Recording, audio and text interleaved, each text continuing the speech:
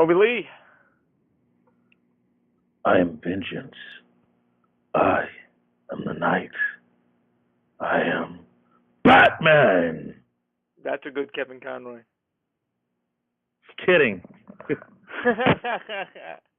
National superstar Moby Ley. Moby Ley, people. He's here finally. I've been trying to get him on we've been trying to do this for a while. I just really didn't know what we were going to talk about. I wanted him to sit down and just shoot the shit. Ready. Yeah. Gotta-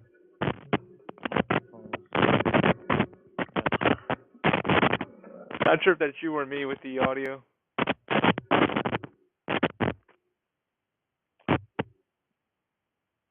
I think your mic's giving out a little bit.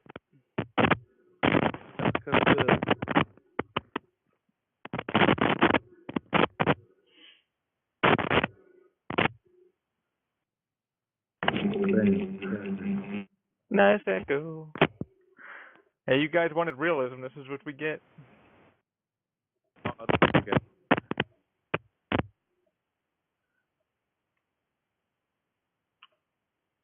Yeah, I can't hear anything you're saying.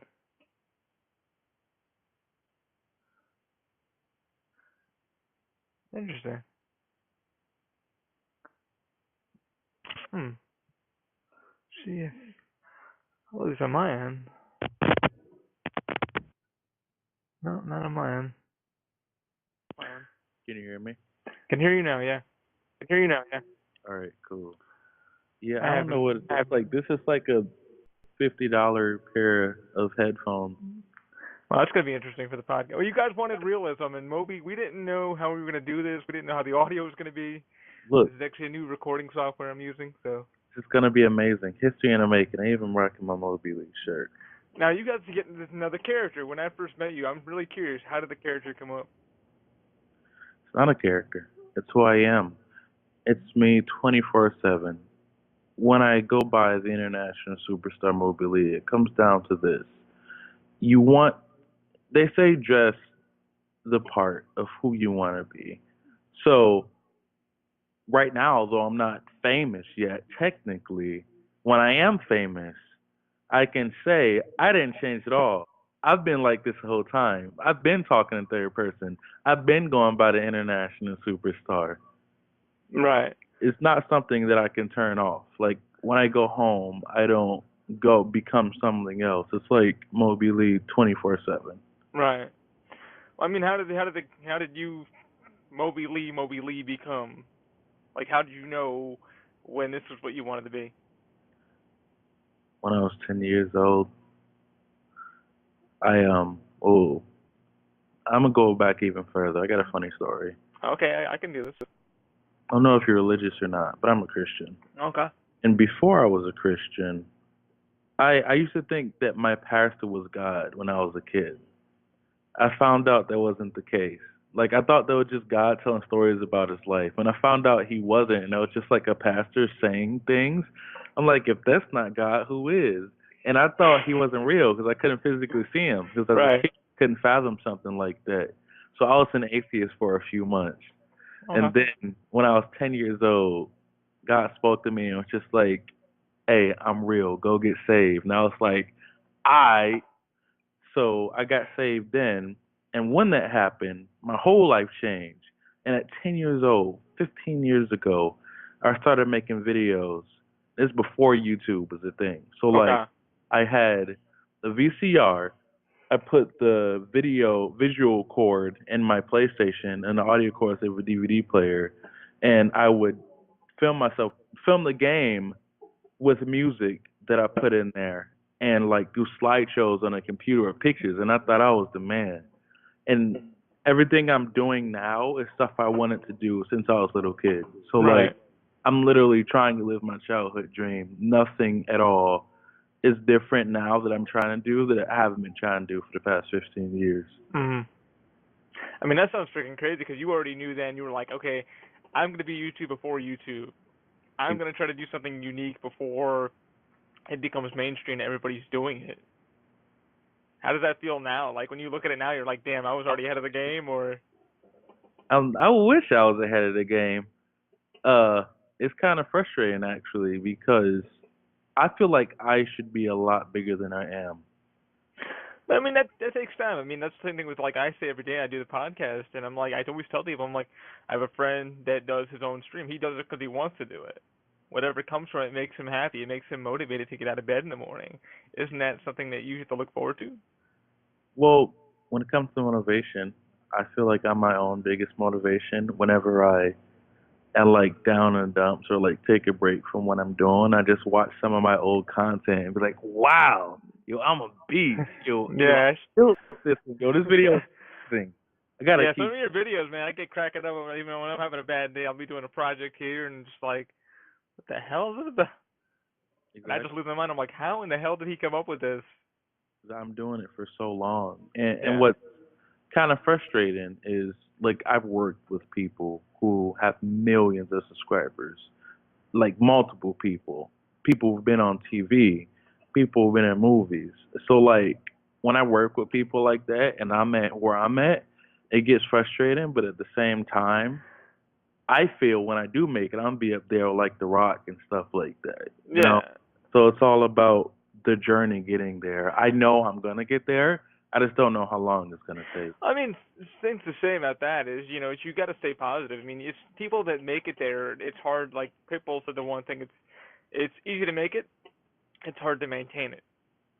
You'll get the subscribers when you get the subscribers. You'll get. It's to be grateful for what you have now. You have a good following. You have the right people. You know, Yeah. and it's kind of like I don't see why some people are like, I want to be famous. And when they finally get to the plateau, they're like, wow, I got here. Now what else do I achieve? You know. And the people that do have a lot of subscribers, it's minor for them. I mean, sometimes they're like, oh, I'm too famous or I'm too this. I think honestly, seeing a lot of your videos, I think you're on the right path. It's coming. Well, the thing about success is it's relative. You don't really measuring success can be amazing to one person, but nothing Yeah. to someone else. When I first started, my goal was to get 1,000 subscribers because as a teenager, that seemed like so much to me. Like I need to get 1,000 subscribers. Like this, like that seemed like a goal that was almost impossible to reach. And then when I reached 1,000 and 2,000, 3,000, 4,000, 5,000, it's like, oh, okay. Now I see 5,000 isn't a lot. So now you got to go to the next goal and the next goal. And I feel like people who make it big like that and don't know what to do is because they aren't when they make it they don't know where to get versus another personality trait would be like, all right, I made it here, how can I improve what I'm doing now, how can I be even bigger, how much extra work can I do. Exactly, and I think that's one thing. Like I see that you do every week. It's like, okay, today I'm putting out a new cast, or I have a new script that I want to put out, and it's like you already kind of know your agenda for the year or the month. So you already like, hey, I have a script in the works. Like, how do you come up with the projects? Hey, look, just like people write stories, do journal entries and stuff like that, I like to bring my imagination to life. And I just like to create things, something that I enjoy. Like the next few projects I'm working on, I'm doing some parodies of some Marvel shows: Luke Cage, Jessica Jones, Iron Fist, Daredevil, and I really like those shows. So I want to create my own version, just like creating my own version of The Walking Dead. Like when you watch it, I feel like everyone when they watch shows, they like imagine different things, different scenarios of the characters being there. And I do the same thing. You can find motivation from literally anything. Like the video I did where I did a video like when you're watching porn and come across a banger. Like there was literally a video of me watching that, saying a song on it, and be like, oh snap, this goes hard. And I That one was a little weird, like my best one yet. And I'm like on Facebook, and I'm like, okay, how do I perceive this? How do I? It's like just click, watch, let him have fun. And I exactly was like, wow. because it's not some. It's just imagination. When you daydream and imagine things, and it makes you laugh, it's gonna make other people laugh. You can't. I don't put things out that I think people are gonna like. I put things out that entertain me, that come up in my head, and I make it so good that they have to like it. Yeah, I think that's like the thing. I listen to a lot of Kevin Smith, and he says that a lot. He says I make a lot of these movies for myself to make me happy, and if you like them, you like them. You know.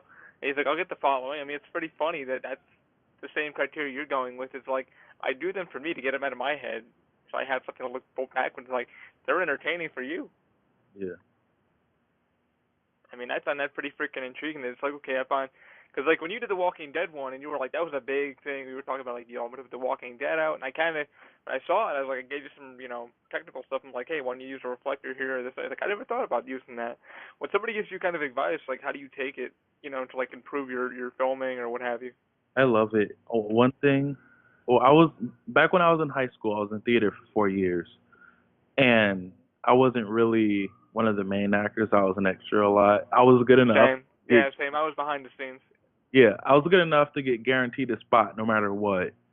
But like my body type, I didn't get cast in the main roles. But and what upset me, like I Well, was let's good be enough. honest, you're gorgeous.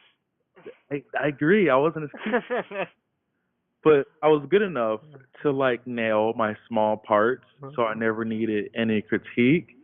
But I feel like it hindered my growth as an actor because when you're telling this person work on this, this, and that, and this person work on this, this, and that, and don't tell me anything that I'm doing. Exactly. I don't know why, like theater groups, if any of you guys have taken them, they don't really say much. They always, you find the tier A and tier B, and we're like tier C. They're like, y'all are never gonna just stay on the side. And you're like, listen, we have more creativity than most of these guys here.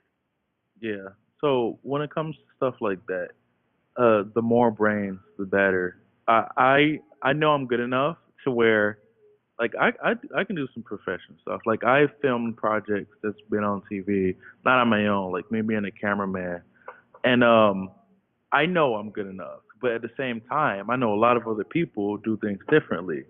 So it's always great to have critiquing and advice. Even when I do videos, I can be completely done, and I'll still show my friends, hey, what do you think about this? Or what do you think about this? What do you think about this? To get their opinion on. Exactly. I think that's what keeps you kind of motivated. It's like, all right, I could have gone better. Like, I think Trey Parker said the same thing the other day on Nerdist, and they're like, he's a writer and stuff, and he just got done doing Despicable Me. He's like, yeah, my biggest problem is like when I was done doing the audio, they were like, okay, you can go home. He's like, I can go to the park. He's like, man, when I do a South Park, I have to like go back in and re-record or rewrite something.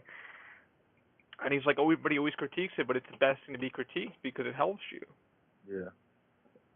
That's the hard part of like directing, acting, starting, editing all on my own because I don't have people there to be like, hey, let's try this shot or hey, try this out because I'm by myself doing it.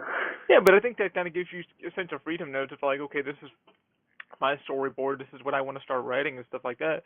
I mean, if you had somebody there kind of like always up your butt going, hey, Moby, I don't like this shit or I don't like that, you know, you think it's going to be kind of frustrating? Because I know for sometimes it's me, for it's frustrating because I have a vision, you know, straight ahead.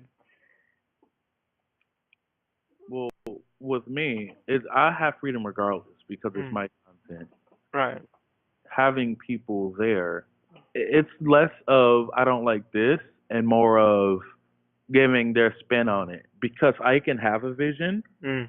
and someone else can have a different vision they can add to it. Like one of my friends, Jose, who's just an actor who doesn't record or film or edit, like I'll record and edit his videos, and he'll come at me with an idea. And whenever he does it, like he'll have his idea, and I look at it and I visualize. I'm like, that's funny. What if we did like this, and that? And I don't change it, just add to it or tweak something else. And he's like, oh, you're right. Oh, that's I come to you. Yeah. You can have something, and in your mind, it's like perfect or near perfect. And then since everyone has different minds and different thoughts, you're like, what if instead of this one thing, you made it this way? And it's like, yo, that's right. Like that would be so. Exactly. So like working together with people, keeping an open mind Mm. is a lot better than just doing it yourself. Unless you're like super focused, you only want it a certain way. You don't want any changes. Has there been any projects like that for you? Like you like had an idea, but it was like everybody was like you put it to the editing board, played it for a few friends, and were like, yeah, just not hitting.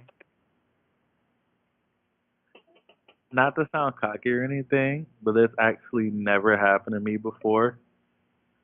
Um, Really? That's pretty good. When I do my stuff, even before I show people, Mm. like I'm a perfectionist when it comes to things, and I can have a video done. I was just talking to somebody about this. I can have it done for hours, sometimes days, and I still won't render it because I myself will be like, there's something missing on this. And until I'm ready to render it myself, then I'll be like, hey, what do you think about this? What do you think about that? I don't show it to people until I feel like it's good enough to be shown to people. So, Right. like in the very beginner stages, at that point, I'm not trying to see what people think because I'm not done with it myself. Yeah. So when it's a complete project, that's when I'm, asking for advice and stuff. Not even advice, but just opinions. And I'll Yeah. play it and Small just small critiques, stuff like that.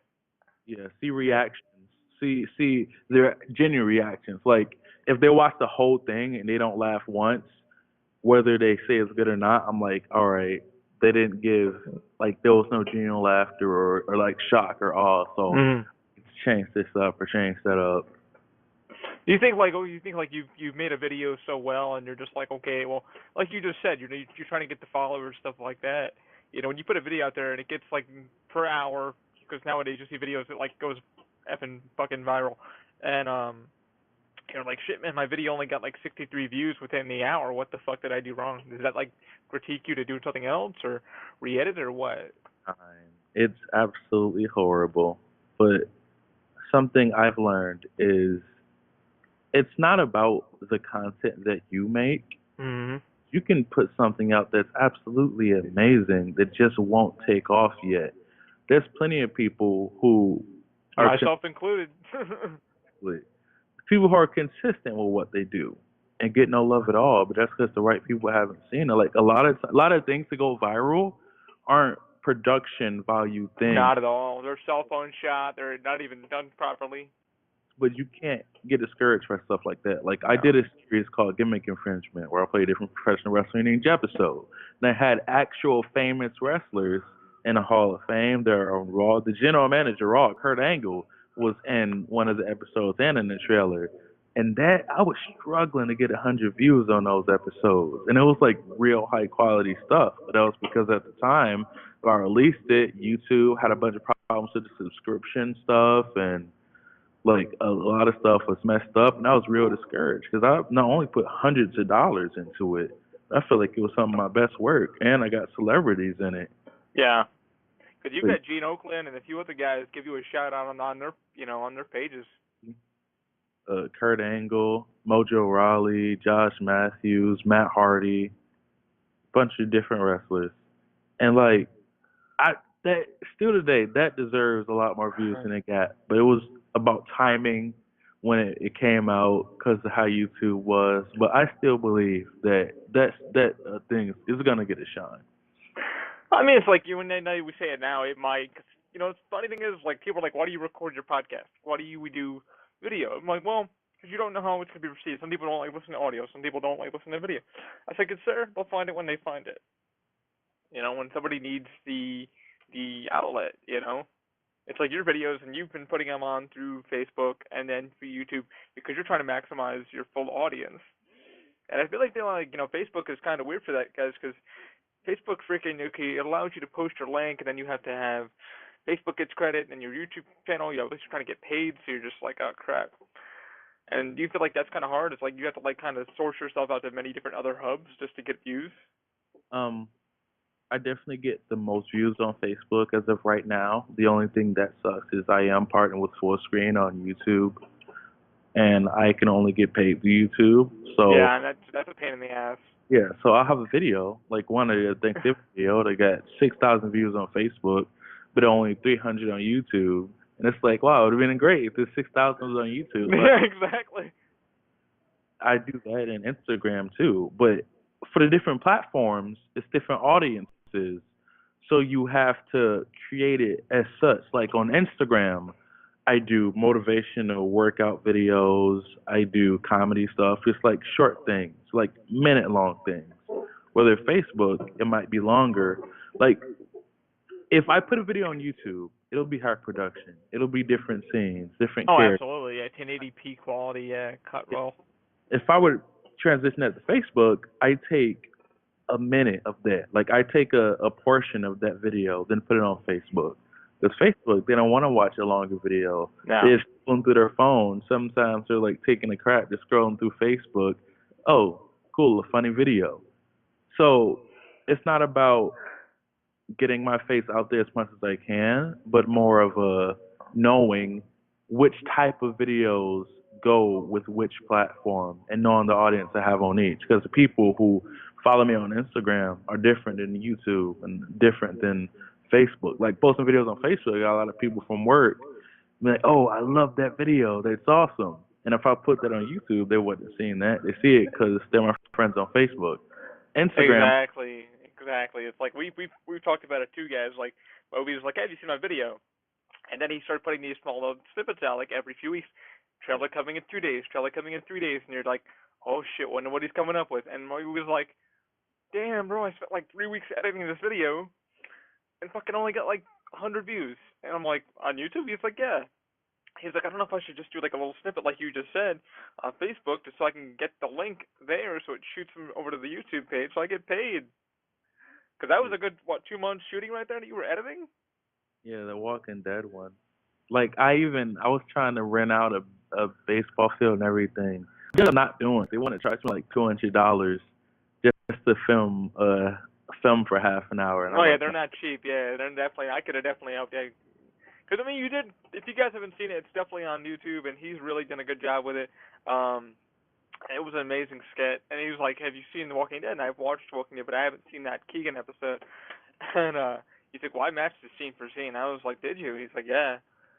And then I kind of gave him some advice, like I said, guys. I gave him some critique about the there was some lens flaring. I said, "Oh, have you like used a reflector or something so the lens it was kind of the viewer's eyes was kind of at the sunlight." He was like, "No, I didn't think about that, but thanks for the advice. Like, how would I get rid of it?" I'm like, "Well, maybe you want to wipe the lens before you see." He's like, "I actually had a friend. It was his first time using the camera, so." yeah, I mean, but it sucks when you gotta like go through it. But it came out really well. I mean, you had cars beeping in the background, but it still sounded amazing. that's the tough part about being independent with things like this because I know how to work a camera great and direct and all that, but when I'm in front of the camera, I can't be behind in front of the camera at the same time. But like my If friend, we could, man, we would. yeah, my friend Rennie, I use as a cameraman. He obviously doesn't have the eye I do or the skills I do, but he helps me out and he records with me. So he's not gonna see all this or these programs, like problems that I would see if I was behind the camera. So when it comes to things like that, it's about making do with what you have. Like there's sometimes where I like being behind the camera better because like I'm in full control and I know exactly how everything's looking as it's being recorded. And when you're in front of the camera, you don't know it all until after you see it play back. But Yeah, I mean that's the fun part of it because it's like okay, it's like everybody you put in there seems like they're having a lot of fun, and like even if they don't know what they're doing, they're like, "Yo, this could be a fun shoot." exactly, Like I how do you find like your cast? it's it's tough. It's real tough. It depends on timing. If it depends on if I got a buzz or not. Because at one point, everybody's begging to be in my videos.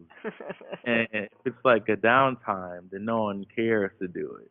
So like I'm I'm starting to get my fan base back. So I have more people who want to be in it, but Yeah. people want to be in it if it seems like it's big.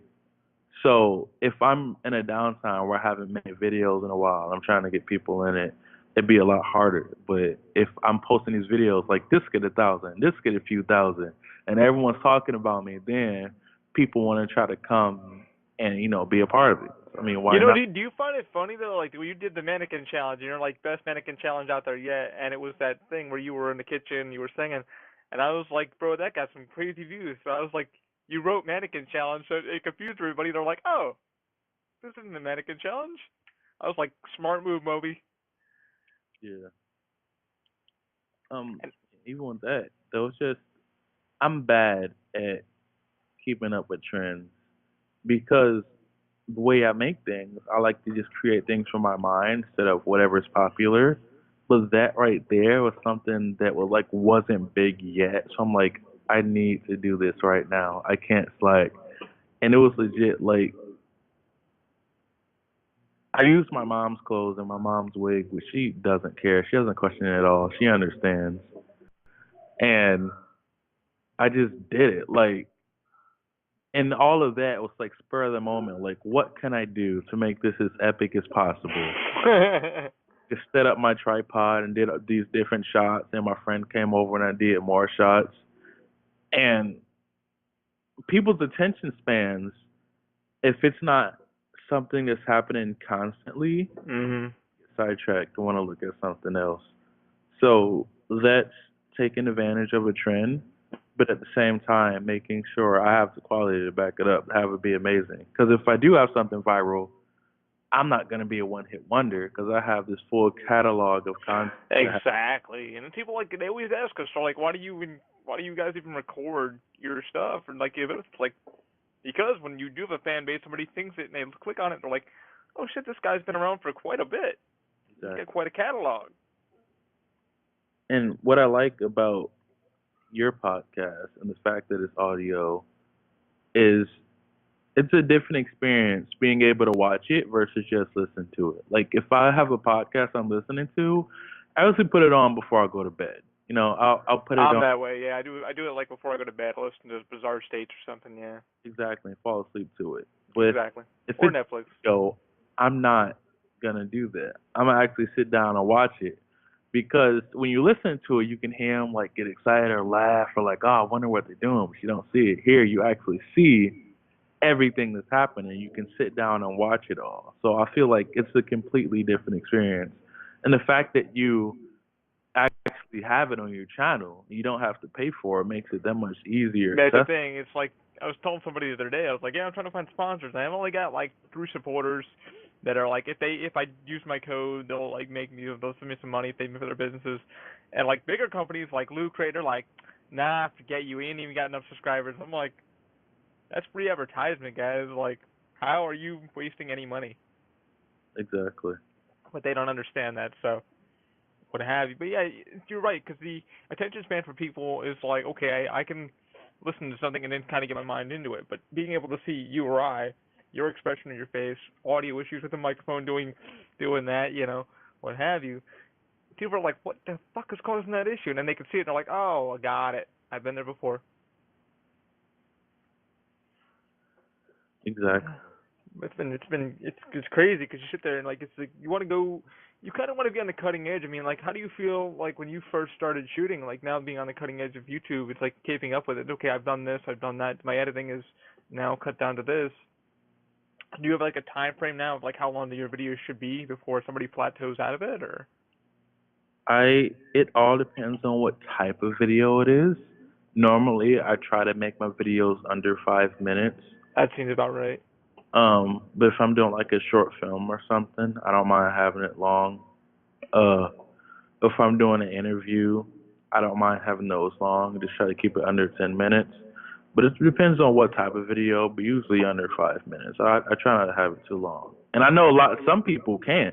Some people have videos that are like half hour long, and people Yeah, it think, depends if they can get if they got like a story and a script, and you're like, okay, I got this. I can hold your attention span that long. or some people don't. They just talk. Like Smosh, they'll just like play a game like Cards Against Humanity or something like that. And they'll sit down and play and have fun, like no acting necessary, but they have such a loyal fan base that they feel like they're hanging out with them. Same with vloggers. They just like record the day with their friends and just hanging Pretty out. much. And you come back and you watch it every single day because you feel like you're a part of their friend group now. You're a part of their family because you get to watch them all the time.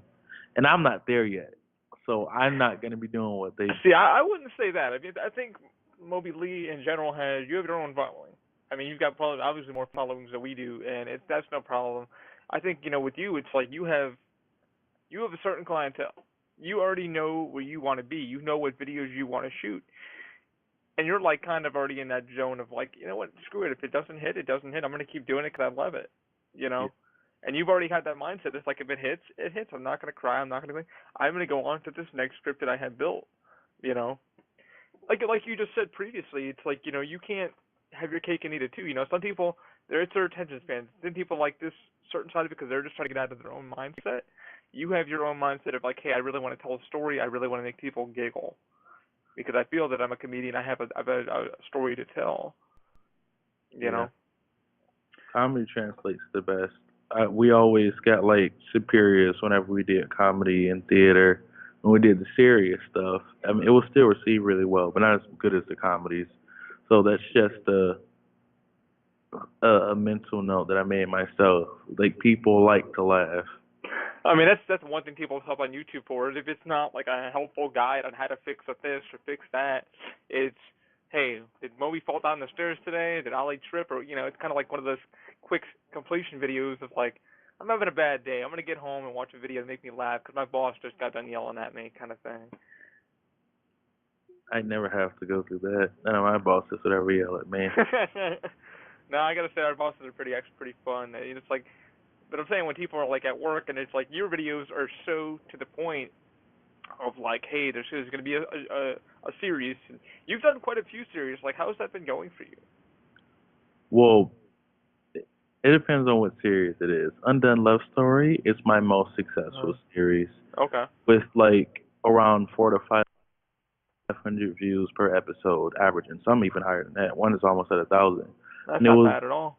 yeah, a romantic comedy series, and I had beautiful women in the episode. Hey. Like you're following my story, you want to see who I end up with in it, and that was great.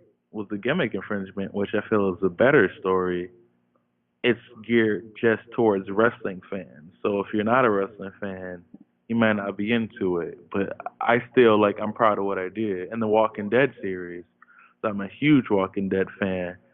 That was more for me than anything, whether it got views or not. Because I love the characters. I love Rick. I love Negan. Like that's my favorite show on TV, and just being able to create my own version of it and have a recurring cast to do it, like it's really fun and it's really nice to do. And I want to say one more thing. Wait, I had a thing to say, but I'm not sure if I remember it.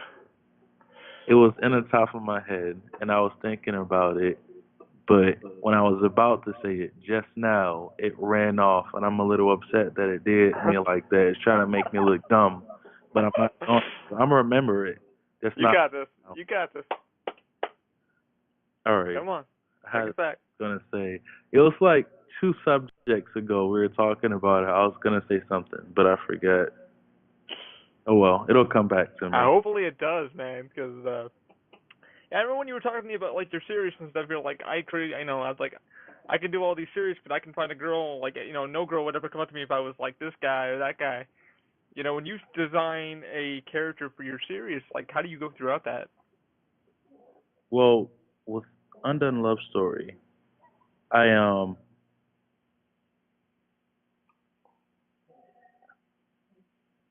it's all about imagination. It's all about daydreaming and watching it in your head. So with that and the characters, I put like I was basically playing myself, just without the international superstar part.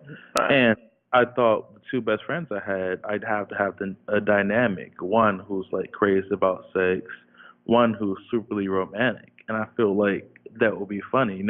You play it in your head. Before I even write scripts, I would just daydream over and over and just like come up with all these different scenarios and daydream and daydream and daydream till it's to the point where it's like, all right, this is how I want it. Then I start writing about it. And I remember what I was going to say earlier now. Oh.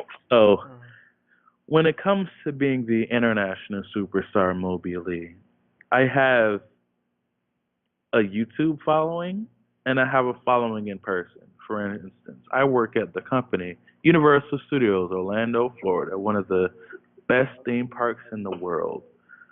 And a lot of people in Universal know who I am from all around the whole area. There's a lot of people who know me, a lot of people who address me as the international superstar. I'm talking about leads, supervisors, everybody.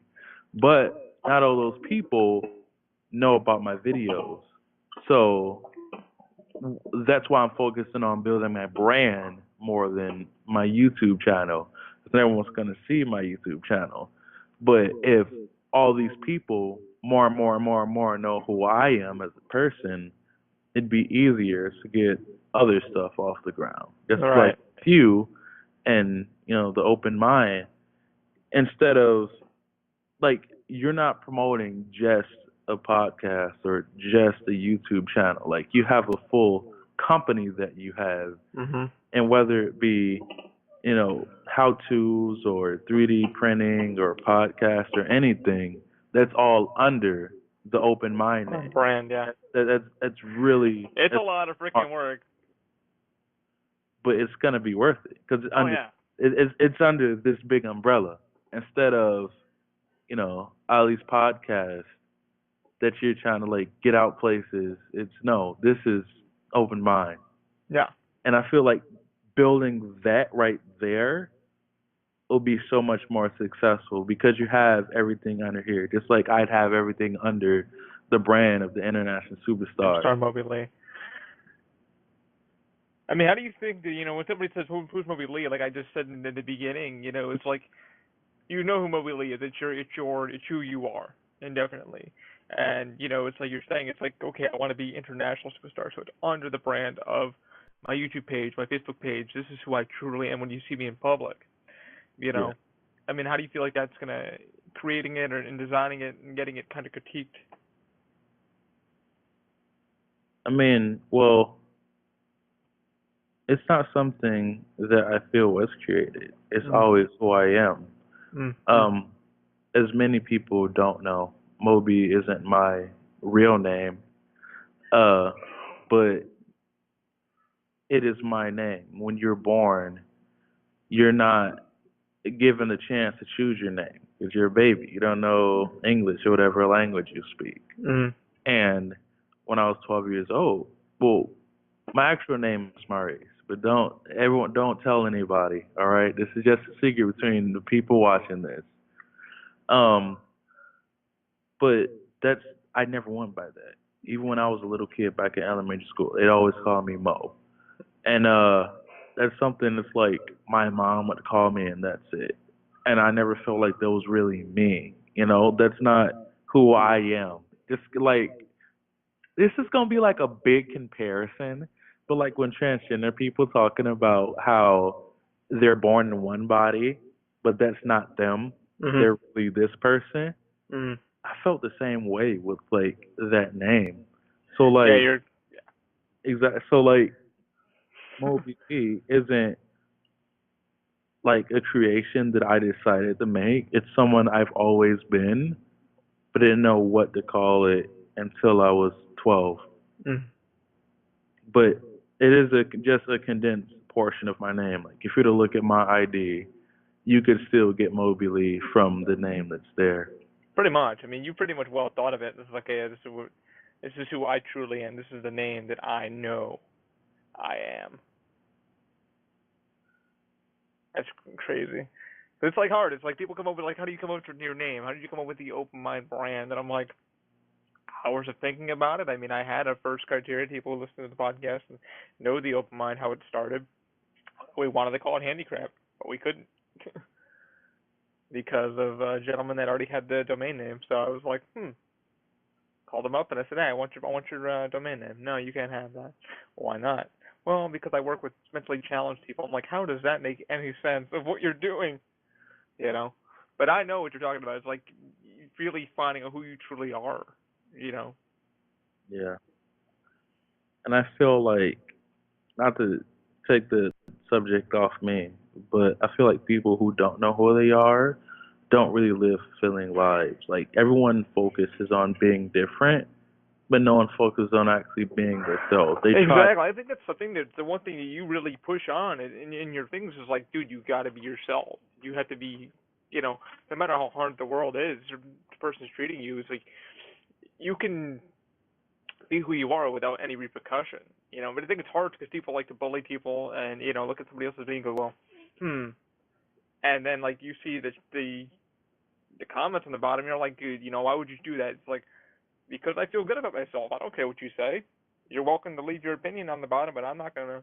It's not gonna stress me out. Yeah, like You know, they it's don't like you know who you are. like I say some of the stuff that I've been called, but I don't know if I'm allowed to say it on the podcast. This is an open-minded, explicit podcast, so say what you So like. explicit. I've been called a fat nigger cunt before. Well, I mean A that. fat ugly nigger cunt. You And knew that was gonna come. That's the easiest thing to call what somebody really to get under their skin.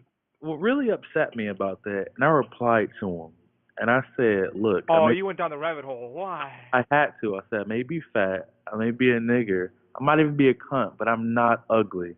I had to set that straight. I'm cute.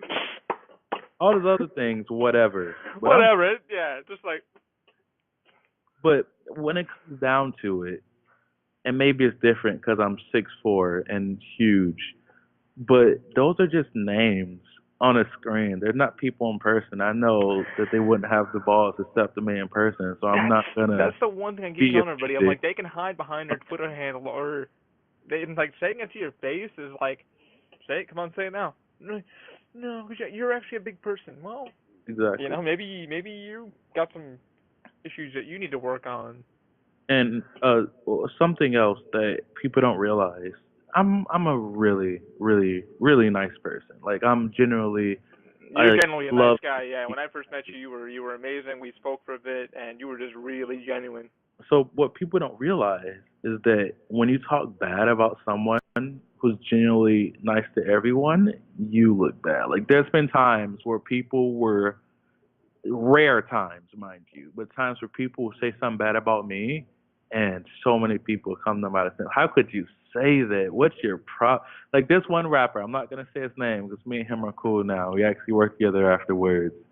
But he had beef with one of my friends back when I was in underground rap scene. He wrote a status talking crap about me, and almost all the comments like, "That's my stuff. How can you say that? He's so nice.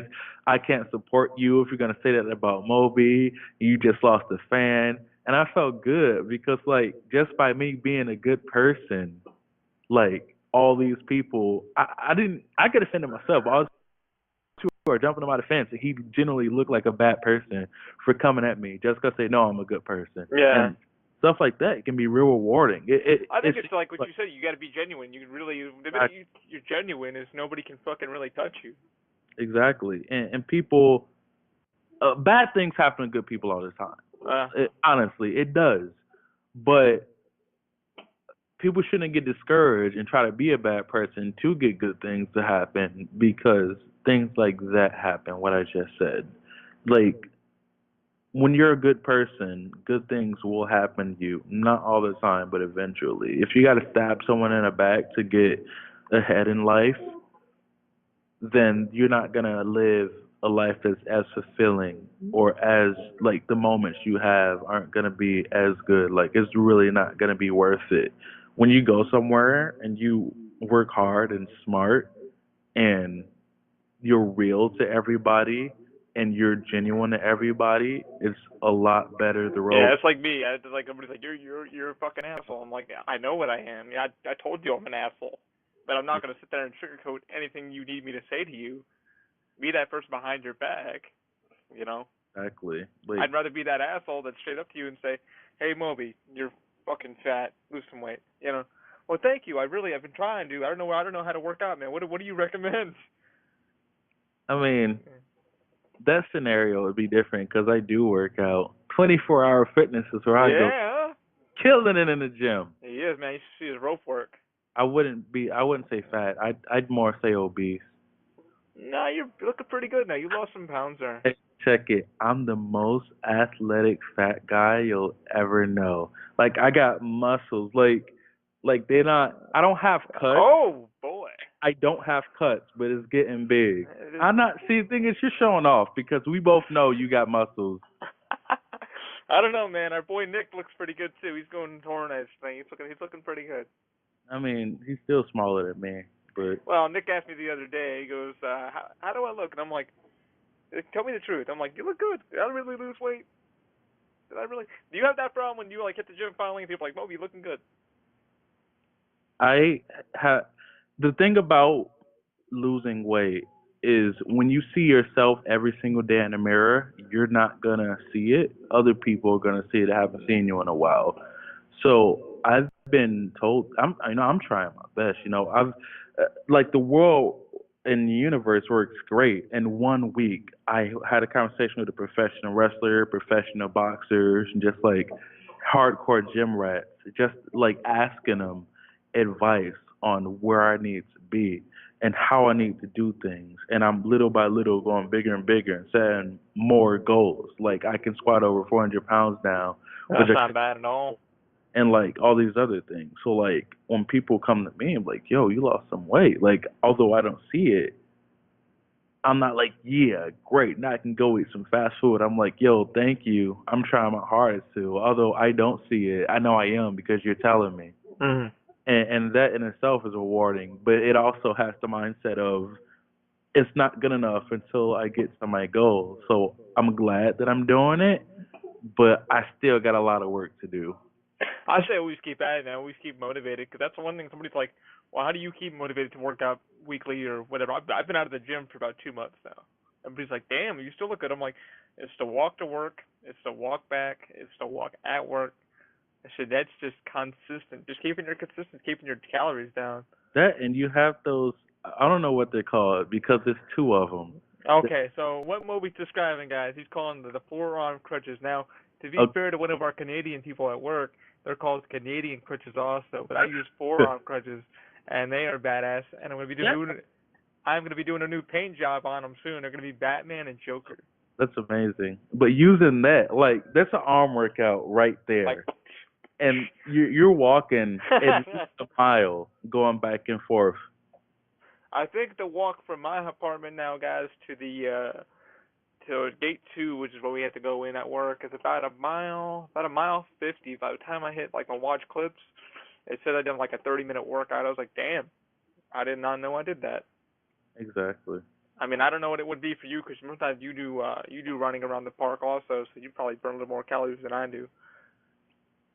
Well, I try to go hard in the gym. 24-hour fitness is I love doing it like being in the morning when no one's on the machines at all. It's beautiful. It's a beautiful thing.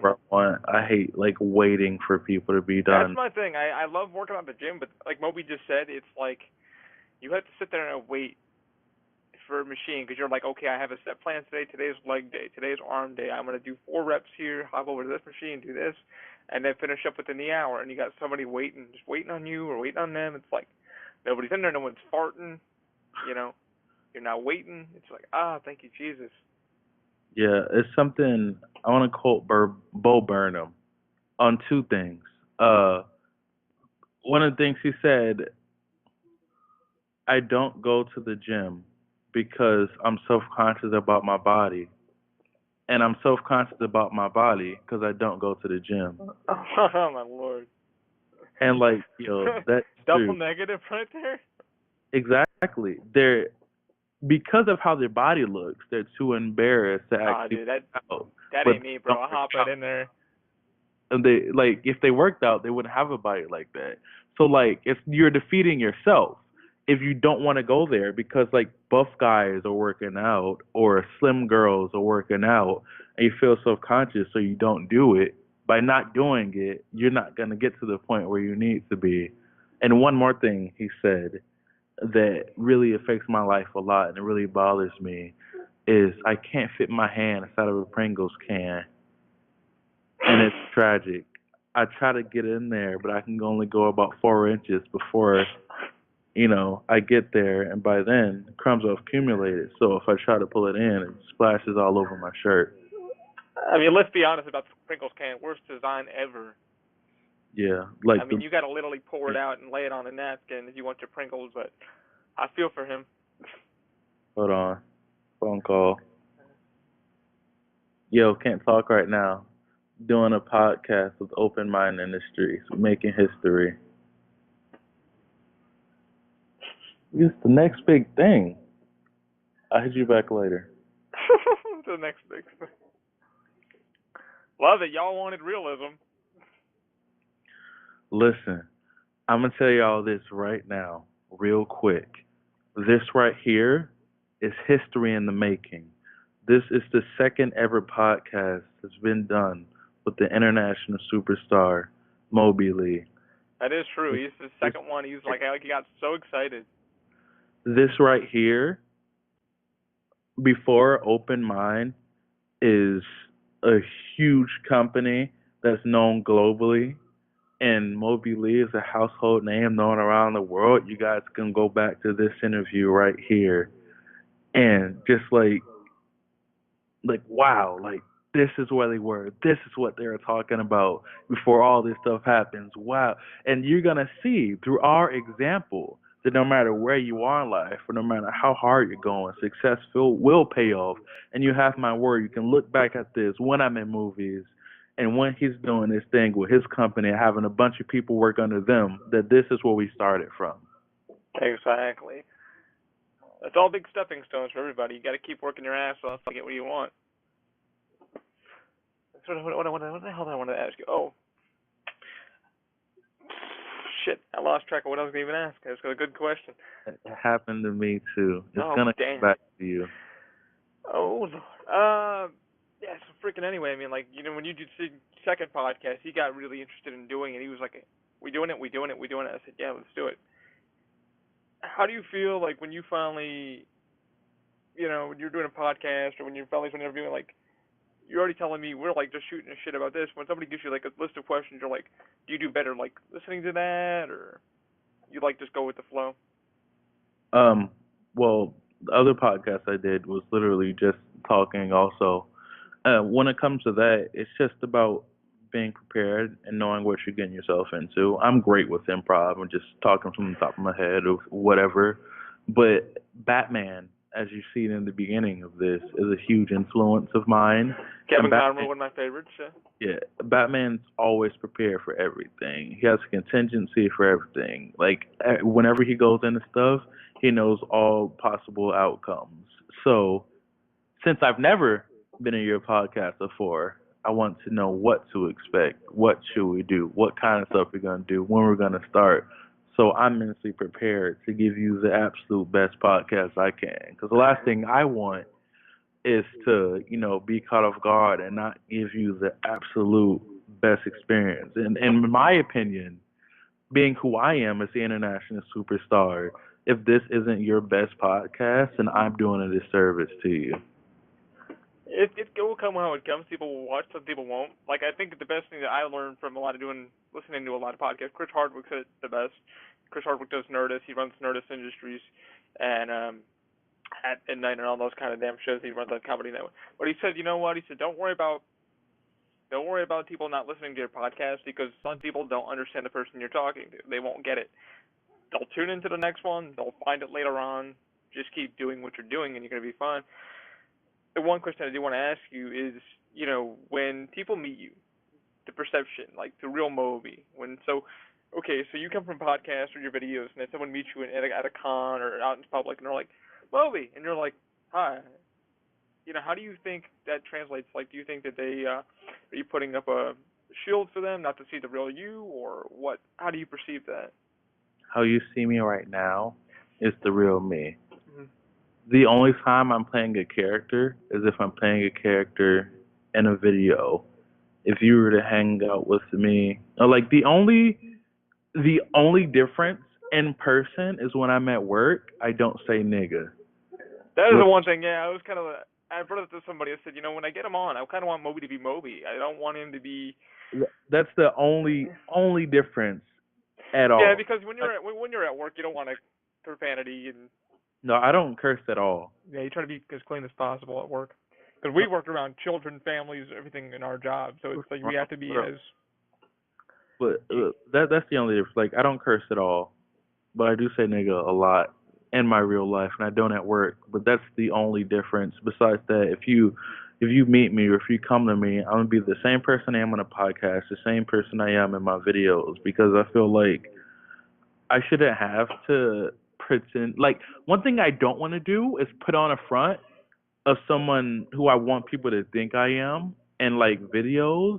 So it'd be like a lot of vloggers are like, "What's up, YouTube? It's me. This. Hey, how y'all doing? Ha!"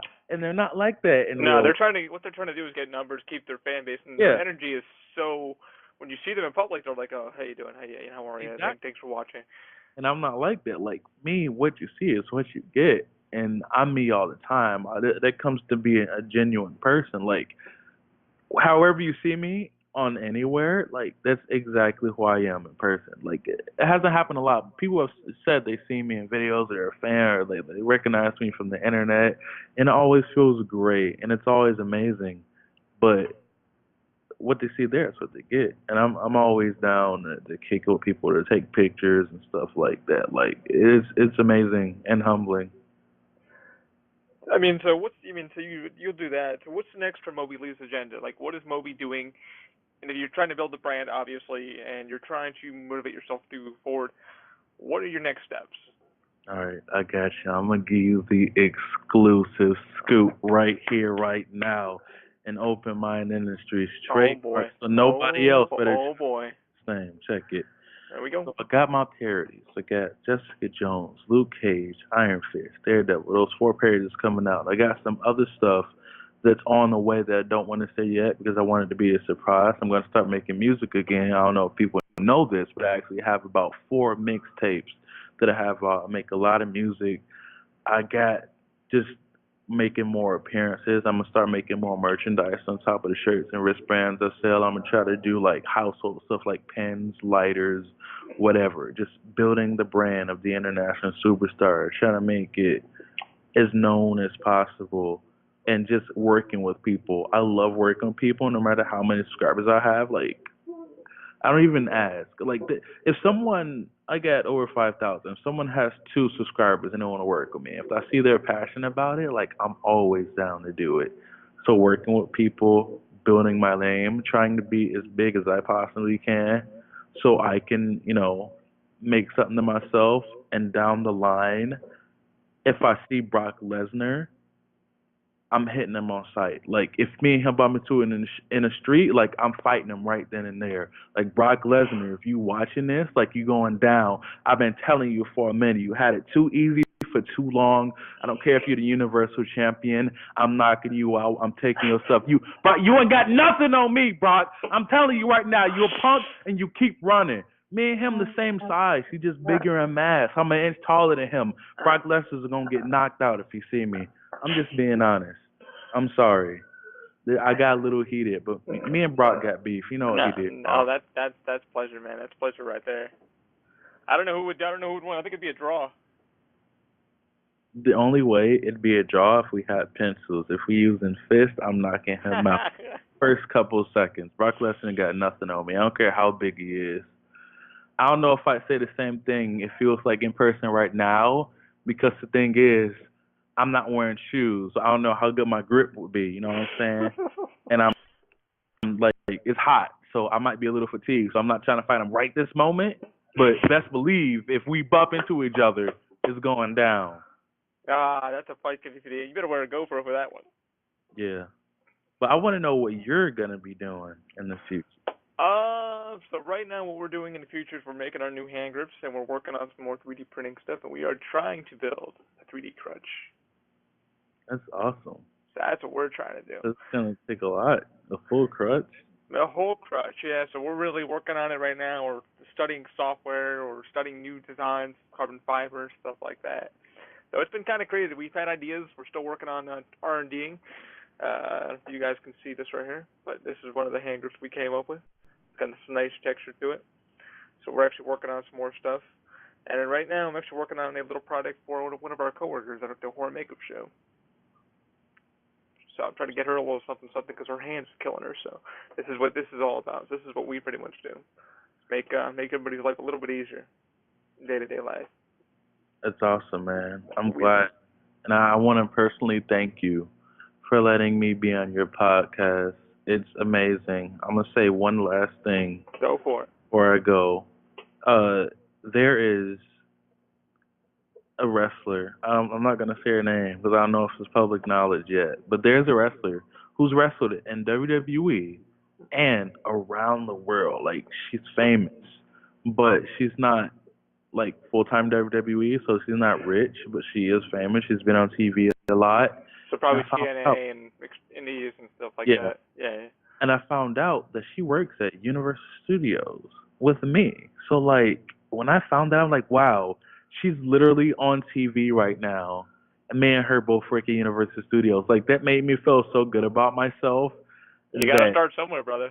exactly like it motivated me because it's like she's on TV and she's still here. So like even though I'm here, like I can't be like, like I'm working here instead of doing that. You know what I'm saying? Like I got a it lot of friends that are in the makeup industry that worked on movies, and they have to pay the bills somehow.